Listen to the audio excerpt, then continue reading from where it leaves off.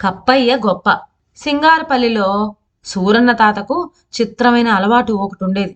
మాటకు ముందు దేనికైనా సరే పందెం అంటూ ఉండేవాడు. బజారు వెంబడి పోతూ ఉంటే ఎవరైనా ఎదురుపడి, ఏం సూరన్న తాత, మబ్బులు పట్టినాయి, వాన కురుస్తుందల్లే ఉందే అంటే వెంటనే సూరన్న, పందెం, వాన కురవదు అని ఖచ్చితంగా చెప్పేసేవాడు.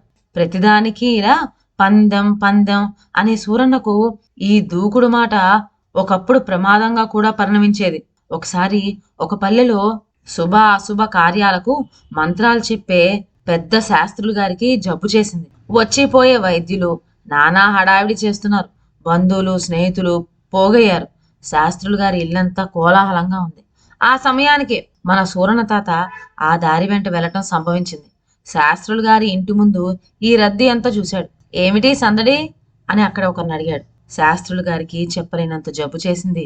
ఘన వైద్యులంతా వచ్చారు. ఇక పర్వాలేదు, బ్రతికి బయటపడతాడులే అన్నాడు ఆ మనిషి. వెంటనే సూరన్న, పందెం అన్నాడు. శాస్త్రులు బ్రతకడు, కావాలంటే 10 రూపాయల పందెం, సై అంటూ నడువున చేయిపెట్టి రూపాయి లాగి కంగుమనిపించాడు. సూరన్న తత్వం తెలిసినవాడే కనుక ఆ సామి అంతగా కోపం తెచ్చుకోలేదు. మెల్లగా మంచి మాటలతో సూరన్నను మందలించి వెళ్ళిపోయాడు. తన ప్రజ్ఞకు గర్వించి హ అనుకుంటూ సూరన్న అక్కడి నుంచి బయలుదేరి మరి 4 అడుగులు వేసేసరికి మరో పెద్ద మనిషి ఎదురయ్యాడు.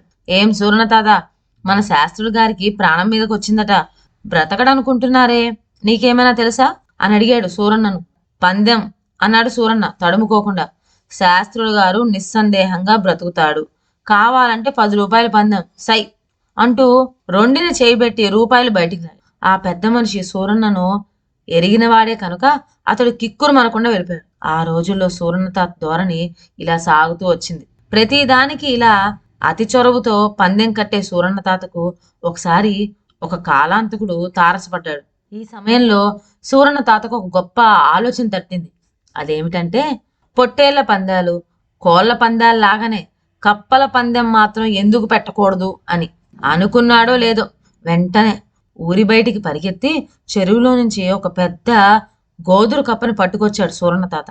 సరే, కప్పను అలా ఇంటికి తెచ్చి ఒక కొయ్య పెట్టెలో పెట్టి దానికి నిపుణతతో గెంతడం నేర్పాడు. గజం ఎడంగా నేల మీద 2 గీతలు కొట్టి ఒక గీత మీద కప్పను కూర్చోబెట్టి, గెంతరా తమ్ముడు గెంతు అంటూ వీపు మీద వేలితో పొడిచేవాడు. ఈ విధంగా ఆ గోదురు కప్పను ఒక్క గెంతుతో 4-5 గజాలు దూకే వరకు తయారు చేశాడు. అక్కడి నుంచి ఆ కప్పను కొయ్యపెట్టెలో పెట్టి ఊరూరా తిరుగుతూ, బిరుదు వేసుకున్న కోనసీమ కప్ప, గెంతటంలో దీన్ని ఓడించగలిగిన కప్ప ఎవరి దగ్గరైనా ఉంటే రండోయ్, రండి, 10 రూపాయల పందెం అంటూ కేకలు పెట్టుకుంటూ పోయేవాడు. ఈ కేక విన్న వాళ్ళంతా, కప్పల పందెమేమిట్రా, ఎక్కడా చూడలేదు అనుకుంటూ పక్కపక్క నవ్వుకునేవారు. అంతలోనే శివరాత్రికి ఒక గ్రామంలో తిరణాలొచ్చింది. అక్కడ కోడి పందాలు, పొట్టేలు పందాలు జరుగుతాయి కదా, మనతో కప్ప పందాలకు మోగేవాడు ఉండకపోతాడా అని తలచి సూరన్న అక్కడికి వెళ్ళాడు. సూరన్న ఆ తిరణాల జనంలో అటూ ఇటూ తిరుగుతూ బిరుదు వహించిన తన కోనసీమ కప్ప గొప్పతనాన్ని ఎదురైన వాళ్ళందరికీ చెప్పసాగాడు. చివరికి మన సూరన్న అదృష్టమో దురదృష్టమో గాని పందానికి తయారైన వాడు ఒకడు ఎదురయ్యాడు. సరే, పందెం అంటే పందెం, 10 రూపాయలు అనుకున్నారు. అయితే ఆ పందానికి వచ్చిన వాడి దగ్గర కప్ప లేకపోయే. అందుకని ఉత్సాహవంతుడైన సూరన్న తనే పోయి ఆ చుట్టుపట్ల కప్పను వెతికి తెచ్చేటందుకు ఒప్పుకున్నాడు. బిరుదు వహించిన తన కోనసీమ కప్పను ఆ కొత్తవాడికి అప్పచెప్పి సూరన్న ఆ పందెంగాని కోసం కప్పని పట్టుకు వచ్చేటందుకు బయలుదేరాడు. చచ్చి చెడి సూరన్న ఒక కప్పని పట్టుకొచ్చాడు. గిరిగీసి 2 కప్పలను నిలబెట్టారు. ముందు పందెం వేసినవాడు తన కప్ప వీపు మీద తట్టేసరికి అది ఒక గజం దూరం గెంతింది. ఓస్, ఇంతేనా, నా కప్ప చూడు, అలాగా 4 గజాలు ఇట్టే దూకేస్తుంది అంటూ సూరన్న తన కప్ప వీపు మీద వేలుతో పొడుస్తూ, గెంతరా తమ్ముడు గెంతు అన్నాడు మామూలుగా. బిరుదు వహించిన కోనసీమ కప్ప గెంతుదామని ఒళ్ళంతా కదుముకున్నది. కాని నేలకు అతుకుపోయినట్లుగా అక్కడే పడిపోయింది. సూరన్నకు ఆశ్చర్యము కోపం కూడా ఒక్కసారిగా వచ్చినాయి. కోనసీమ కీర్తి నిలపరా తమ్ముడు, సూరన్న తాత పేరు పోవాల్సిందేనా అంటూ మళ్లీ వేలితో తన కప్ప వీపు మీద పొడిచాడు. కప్ప గెంతేటందుకు మళ్లీ ఒళ్ళంతా ఒక్కసారి విదిలించింది. కాని కదల్లేక ఉన్న చోటనే ఉండిపోయింది. జనమంతా సూరన్నను గేలి చేశారు. పందెం ఓడిన 10 రూపాయలు పుచ్చుకొని ఆ కొత్తవాడు జనంలో కలిసిపోయాడు. 10 మందిలో అగౌరవం జరిగిందన్న ఉక్రోషంతో ఉడికిపోతూ ఉన్న సూరన్న తాత తన కప్ప వెనక కాళ్ళు రెండు పట్టుకొని తలకిందులెత్తాడు. ఇన్నాళ్లుగా పెంచిన నాకు నువ్వు పుట్టిన దేశానికి కూడా అమర్యాద తెచ్చావు గదరా తమ్ముడు అంటూ పళ్ళు పటపటా కొరికాడు.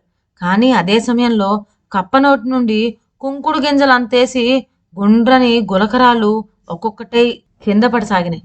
తనకు జరిగిన మోసాన్ని గ్రహించాడు సూరన్న.